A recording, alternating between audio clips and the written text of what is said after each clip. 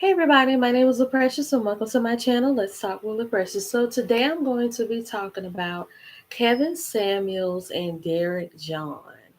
To be honest with you all, I have seen and have heard of Derrick Jaxn for a very long time.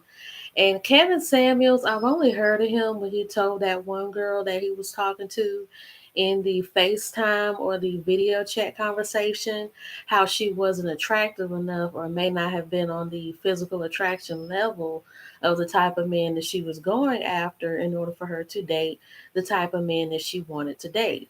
I remember there was a lot of uproar and there was a lot of conversation about that. Now, my take on Derrick Jaxn as well as Kevin Samuels is I feel like women in the black community need to stop catering and we need to stop listening and we need to stop being so hungry for a lot of these Hotep or know it all love and relationship gurus. I see so many of them do the same type on the audience level or being more down to earth. Like it's a tactic to the things that a lot of these gurus are doing. And I don't think a lot of y'all are catching it. They say things that everybody knows. They say things that are going to pull your heartstrings. And they're pretty much speaking to you on things that you've been through or have experienced just to pull you in. So that's their tactic, is to pull you in. But at the same time, it's like as they're pulling you in, they're feeding you with all this knowledge that has you saying, yeah, you know what, you're right. But like, and then on the other note, it's like, you got a point there. I never thought about that. And that's what keeps the meal going. But when you think about it, how has this advice or how have these rules and regulations and teachings gone for the people that are teaching you this stuff?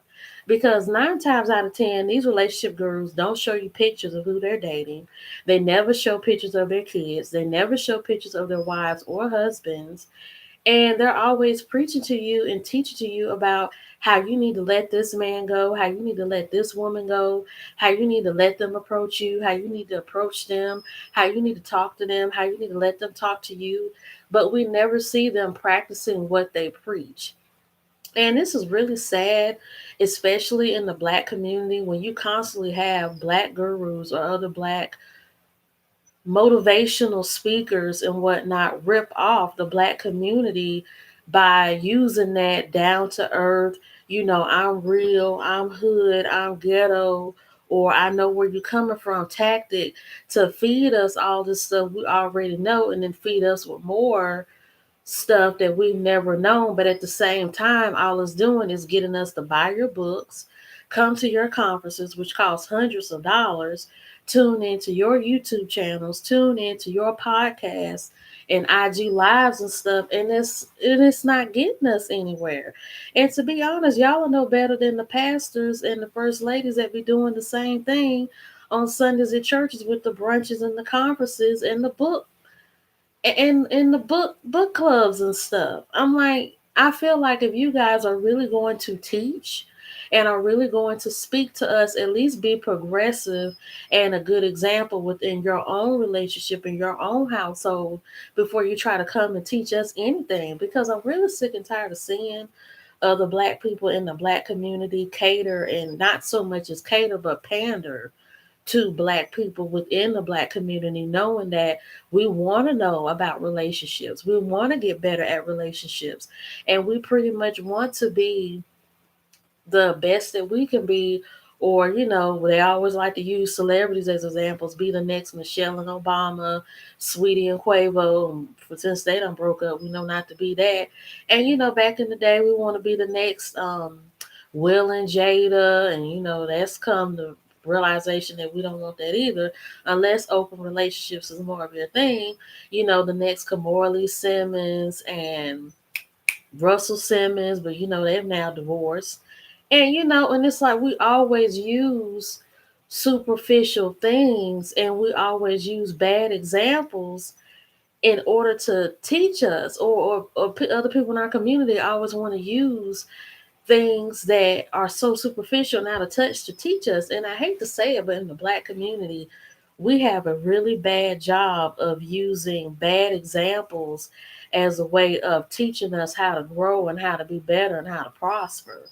And I don't understand it. It's like I see it with parents, it's like I see it with preachers, I see it with gurus. It's like I see it with everybody, but not everybody is like that. All black parents not like that. All black preachers or first ladies and all black gurus and whatnot are not like that. But I'm just seeing it a lot. It's like, when are we going to grow up as a community? And when are we going to start thinking for ourselves and say, why is it that I've bought all of these books?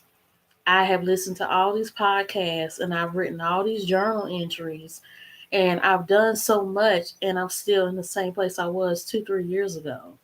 I'm still not in a relationship, or I'm still not married, or I still don't have a ring, or I still don't have that baby. Why am I not progressing? And I don't know if a lot of us are actually turning that light bulb on, or actually turning that green light on and whatnot. And I'm just not getting it. I'm like, black people, we have to stop letting our own people jip and jinx us. And I know we rather learn from our own instead of learning from non-black people who can't relate to us, but sometimes try really hard to. But at the same time, I feel like we as blacks, we have to stop jipping each other, which is the first thing. But I also feel like black people, we need to start giving black people who actually have a message and who actually have the examples and who actually have the teachings to give it to our community who actually have lived out this advice that they're giving and it's worked for them, and they can lead and show by example. Because I feel like another problem the black community has is, I already mentioned the superficial thing, but we have an issue where when we see somebody with all these degrees, they make millions of dollars a year. They have millions of followers on YouTube and Instagram and everywhere else. And we think that they're as good as gold. Everything that they're telling us is the right thing to do. Everything that they're showing us is the way to go. And even when we come to their conferences and stuff, they're dressing in jeans, they're dressing in tennis shoes. And I even see preachers and stuff do this type of mess too. They always want to be down to earth and try to relate, but they're feeding us crap. And I'm like, instead of looking at the messenger and looking at the image and the gold and the money and the jewels and the graphics and all that stuff, listen to what's being said. Is it actually getting into your head? Is it actually getting into your mind? Is it getting into your soul? Is it producing fruit? Is it producing real money in your life? Is it producing real relationships in your life? Is it producing what needs to be done and whatnot? And I mean, even B. Simone has even been, flocked along the coals because of this too. Giving bad advice or giving advice that's been taken from somebody else that's not your own, and feeding it to people and passing it off. And no, this is not a I hate black people, video. And no, this is not I'm trying to get the black community told. I'm trying to be the spokesperson. But it's gotten to a point where I'm just tired of seeing it all the time. Because when you think about it, a lot of these people I've seen in positions of authority, or people who have been so revered in history and in music and acting and everything.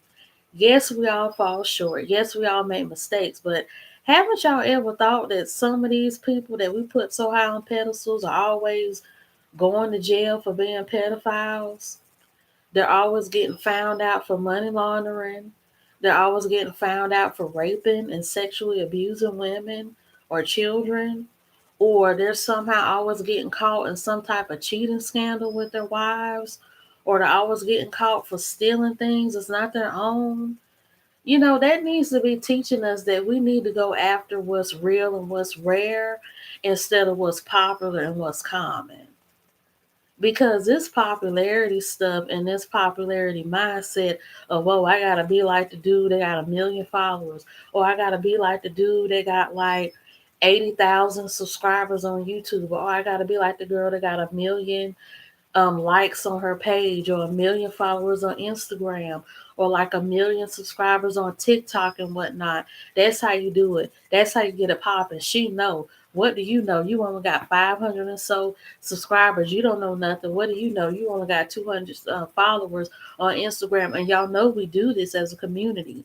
We always want to downput and downplay people that don't have as much as the next person, but put this person that got all this gold and magic and money and all this stuff on a pedestal. But we fail to realize the ones that barely got anything got a heart of gold and got the $1 million answers to the $1 million questions, and the ones that's on the pedestals, they're making money off of us and we're not getting nothing. I mean, yeah, we may get what's needed for the time being, but they're giving us so little information, they keeping us coming back for more, and that's what keeps us paying their bills all the time. Buying their books, buying their clothes, buying their CDs, paying their OnlyFans subscriptions to keep listening to this advice all the time, paying the Apple fees to get their podcast and whatnot. I don't know if y'all caught up with this, but it's a gimmick to get your money and to make money off of people.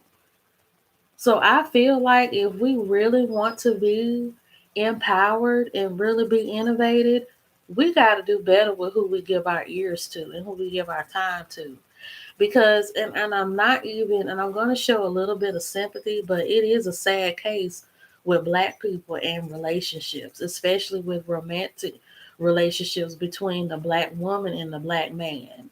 Because in the 90s and in the 80s and in the 70s, we did have a strong hold and a strong tie within our community between the Black woman and the Black man. But by there being so much disengagement, and even with integration, and even now with this privilege that a lot of Black men have acquired over the years, thanks to the Kardashians and a lot of other non-Black women who have came into our community, have taken our men and built them up and shown them the world and the trinkets and the gold and stuff, and have made us look like, oh, we're just a caregiver, a mother, and a wife and whatever, and we can't offer them the world. It's broken our structure. It's broken our family structure and the way that we build each other up and all of this stuff.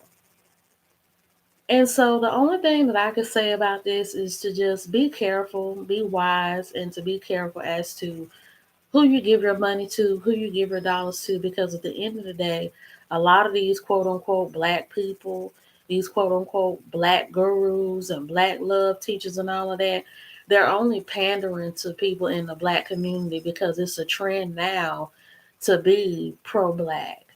It's a trend now to be pro Black love, pro Black woman, Black man, dark skinned women, dark skinned men and stuff being together and whatnot. But these people are only saying this stuff to win over to the masses. But when you go home with them, you don't see nothing pro Black. When you listen to their conversations, it's all anti Black more than pro Black. And when you actually look into their relationships, it's a bunch of lies. So I hope you all like this channel. Don't forget to like, leave a comment in the comment section, and have a good day.